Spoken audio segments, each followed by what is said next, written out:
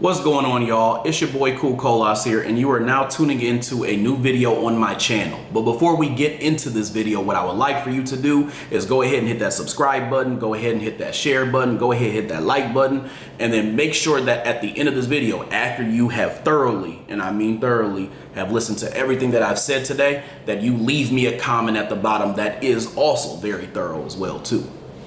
Today, what I want to talk to y'all about is why controlled opposition is the new token gesture that silly Negroes fall for.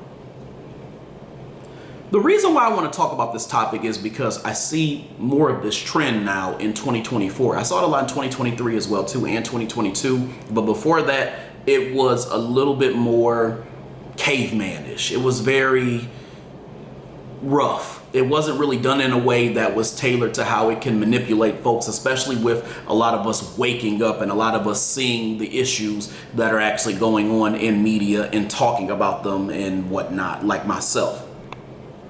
Controlled opposition, if you do not know what it is when it pertains to black people, is when you have some type of portrayal, depiction, group, or something that's related to black people, portraying them in a way where they're showing empowerment or this image of empowerment. But there are other anti-black or disrespectful or not codified things that are going on in the background as these portrayals are going on. So in other words, something in the milk isn't clean, because a true opposition will be, it's a black person leading it. Black people are the only individuals who are involved in it. And black people are also having some type of codification where they're not portraying each other in a way where they're trying to disrespect each other, or there's nothing there that has white people's involvement and having white people do things that are negative and detrimental to black images. So regular opposition creates this idea that we are doing things by ourselves, on our own dime, on our own accord, without the help of other groups or white folks.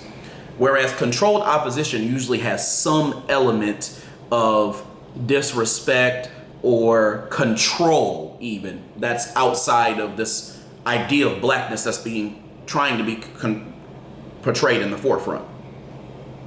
So let me kind of explain what I mean by that.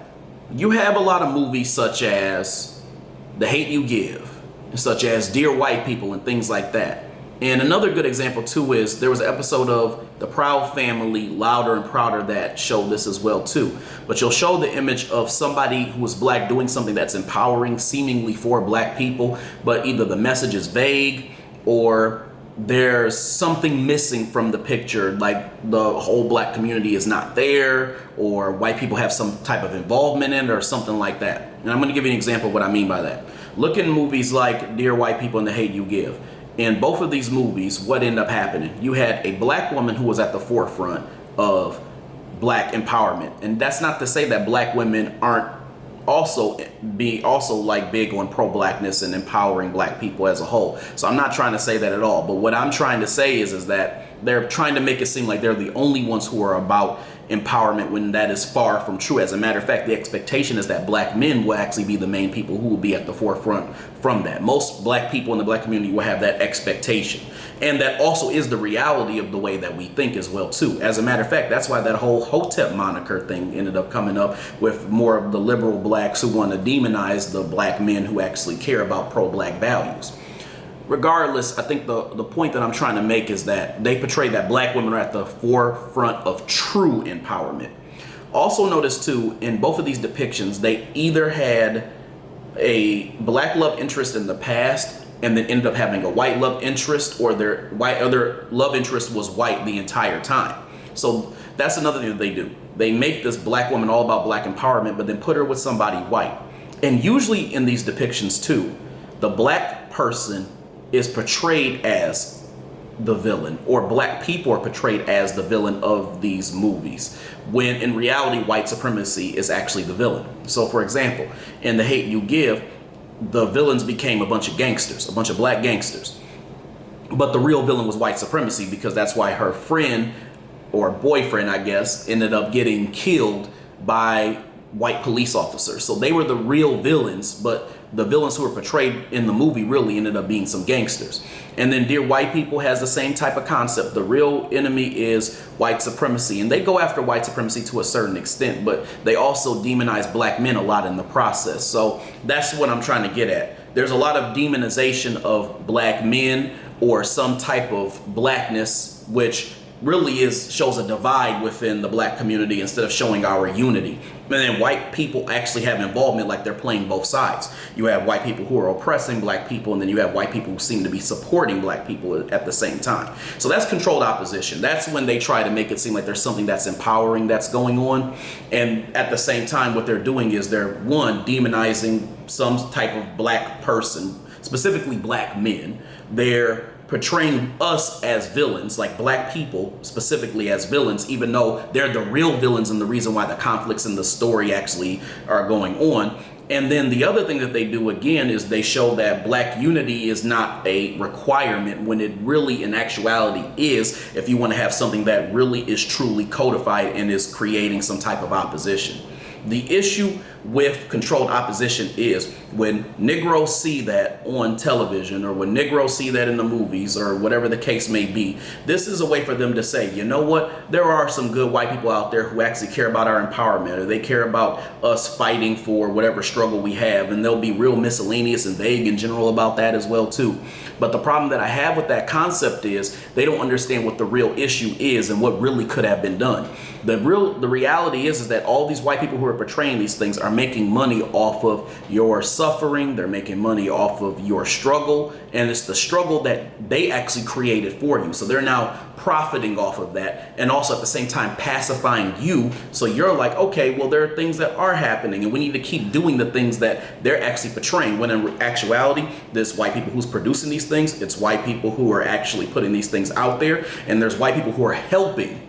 Notice I said helping write these things. And what they'll do too, in order to make it seem like it's as authentic as it possibly can be, is they'll do this thing that I call the Ronald McDonald agenda, where they'll put a black person at the forefront and say, hey, we have this incredible black writer who wanted to create authenticity in this space, and they wrote these characters in a way that was authentically black and was unapologetically black. So then you start getting this type of almost aesthetic where it seems like there's some type of empowerment, when white people still have some level, if not all, control of the story that's being put out there. And that's what I think a lot of people don't realize, and why that's such an issue. Today, I just got back from the movies. Well, I wouldn't say just got back, actually, so let me correct that. I got back from the movies a little bit earlier today with my wife, and we went to go see this movie called American Fiction. And I'll talk about this maybe later on, maybe not. I'm not sure yet, still thinking if I want to do that. But in this movie, I saw this new thing that I would call super controlled opposition. And that's when they go a step forward, because typically these controlled opposition movies more so reel in gullible blacks, or they reel in blacks who are on that liberal train, who are more so about trying to create an image of empowerment, but not necessarily any tangible benefits, and don't understand the idea of how important complete black unity is. What I saw was a movie that portrayed these depictions that are more so going to appeal to pro-black society and new black media, as I may have talked about in other videos as well too. I saw a movie that was trying to basically have the white supremacists let them know, hey, we're behind even you guys. We know that you all see past a lot of our BS, but you know what? We're behind you too. Don't think that all of us are like that. Some of us really want to get out here and show how frustrating and detrimental these images that we've portrayed are to even you guys as well too. So I think that what they're doing is they're seeing all of the people who are waking up. They're seeing all of us who are pro-black. They're seeing all of us who have a certain consciousness about ourselves. And they're even now looking at us and saying, look, we see you. We see that you have issues with even these token gestures that we're putting out there. But you know what? We're behind you. And I want you to know that we're going to try to make a change as well too, because they're still doing the exact same concept. They're just trying to appeal to people at a different level, or people who think in a different space. Because what they want to do is they want to find this way where they can still stay in the good graces of the individuals who are consuming this type of content, although we specifically are not asking for them to do these types of things. So the problem here is that with the pro-black community, a lot of us already have a certain level of suspiciousness because we know how the white supremacists, especially in these media spaces, can be.